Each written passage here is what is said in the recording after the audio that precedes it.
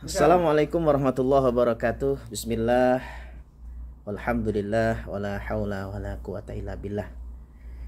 Para sahabat detak yang dirahmati Allah, dimanapun, kapanpun, bagaimanapun kondisi, kita harus selalu semangat. Nah, kita harus selalu semangat, terutama semangat untuk taat kepada Allah, semangat untuk beribadah kepada Allah Subhanahu wa taala. Apalagi ini bulan Ramadan ya, para sahabat.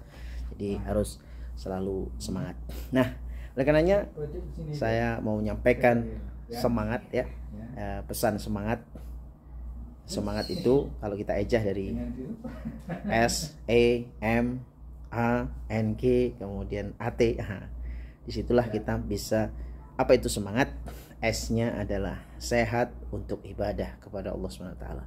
Jadi kalau kita dititipi sehat itu sebenarnya amanah, bukan sekedar dianggap itu sehat-sehatan gitu ya. Artinya sehat itu adalah amanah, titipan Allah Subhanahu wa taala, dan mari kita gunakan sehat ini untuk beribadah kepada Allah Subhanahu wa taala. Kemudian E-nya ya, para sahabat semua, E-nya eman-eman jika waktu terbuang sia-sia. Eman-eman. Maaf ini bahasa Jawa ya. Nah, sahabat yang di luar Jawa sambil belajar bahasa Jawa juga. Eman-eman itu maksudnya adalah rugi ya kalau waktu kita terbuang sia-sia. Sementara umur semakin berkurang ya, usia bertambah, umur kita semakin berkurang, maka kita manfaatkan waktu sebaik mungkin dalam kondisi berdiri, dalam kondisi duduk, dalam kondisi berbaring, selalu mengingat Allah Subhanahu wa taala. Jadi eman-eman jika waktu terbuang sia-sia. Jangan sampai ada waktu yang terbuang sia-sia, selalu isi dengan mengingat Allah Subhanahu wa taala. Kemudian SE sudah, M-nya melakukan amal soleh sebaik dan sebanyak mungkin. Ya, ini sebagai lanjutan supaya tidak sia-sia waktu kita, maka isilah hari-hari kita dengan melakukan amal soleh sebaik, syukur-syukur bisa sebaik mungkin. Ya, kualitas juga harus kita pertimbangkan di dalam melakukan amal soleh.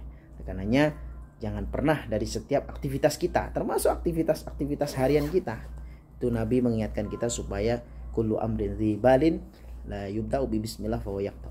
Sesuatu aktivitas yang tidak diawali bismillah terputus. Terputus di situ bisa dimaknai terputus keberkahannya, terputus dari nilai ibadahnya. Oleh karenanya supaya selalu nyambung dan bisa mendapatkan poin. Ini bahasa gaulnya ya, poin maksudnya pahala di sisi Allah, keberkahan di sisi kita gitu ya. Ya, kita mendapatkan keberkahan dari aktivitas itu dan mendapatkan pahala dari aktivitas kita sehari-hari, maka sambungkan dengan Allah dengan cara bismillah. Ya, sambungkan dengan Allah dengan cara melafadzkan bismillah. Boleh di hati ataupun di lisan. Bismillah. Sederhana ya, tapi ini menjadi penentu para sahabat. Kemudian yang berikutnya adalah Allah selalu di hati. Allah selalu di hati. Artinya apa? Zikrullah. Ya. Jadi kalau kita selalu berusaha Allah itu selalu di hati, maka refleks. Ya, tersandung pun refleks. Tersandung baca bismillah, melihat sesuatu yang kurang nyaman, astagfirullah, atau ketika mau terpancing emosi, kita ta'awud, a'udzubillahi minasyaitonirrajim dan sebagainya. Ya. Jadi penting sekali berusaha untuk mengotomatiskan atau mereflekskan selalu mengingat Allah Subhanahu wa taala.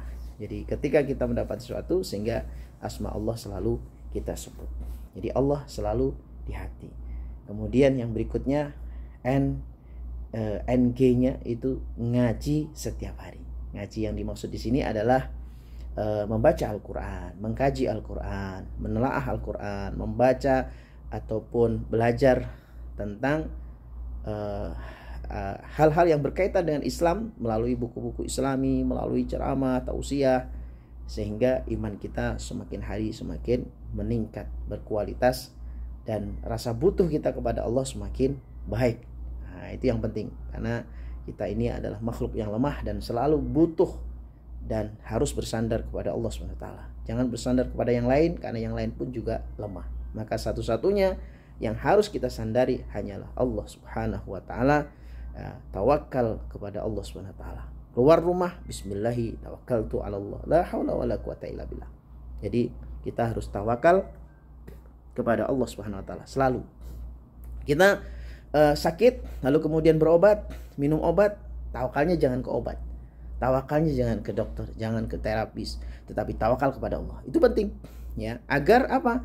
Agar terapisnya ketika mendoakan, agar dokternya ketika mendoakan, pasiennya juga mendoakan, keluarga pasien juga mendoakan. Jadi kalau semuanya sinergi, tawakalnya, nah itulah yang akan menjadi sebab doanya ijabah. Sehingga mudah bagi Allah untuk menyembuhkan sakit yang bahkan sakit yang barangkali divonis gak sembuh. Tapi bagi Allah sangat mudah untuk menyembuhkan sakit yang sekalipun ya, divonis gak sembuh. Insya Allah. Kemudian amanah jalani dengan senang hati untuk raih ridho ilahi. Kita semua punya amanah. Kita punya amanah keluarga. Ya, kita punya anak dan sebagainya, kita punya aktivitas pekerjaan dan sebagainya. Itu semua adalah amanah, jalani semuanya dengan sebaik mungkin. Yang terakhir adalah taat, T-nya taat kepada Allah Subhanahu wa taala di mana saja kita berada. Di mana saja kita berada selalu taat kepada Allah Subhanahu wa taala. Nah, ini alhamdulillah ini teman-teman kamar saya ini di Madinah, di Hotel Madinah ini alhamdulillah ini ada Pak Ngayem. Ya, alhamdulillah. Ini selalu ayam beliau ya, karena selalu zikir kepada Allah SWT. Kita perkenalkan nih ada Pak Delson, Masya Allah, Jogja, semangat ya, selalu semangat. Saking semangatnya jadi semangit, Insya Allah. Demikian, mudah-mudahan sahabat semuanya selalu semangat di jalan Allah SWT. Assalamualaikum warahmatullahi wabarakatuh.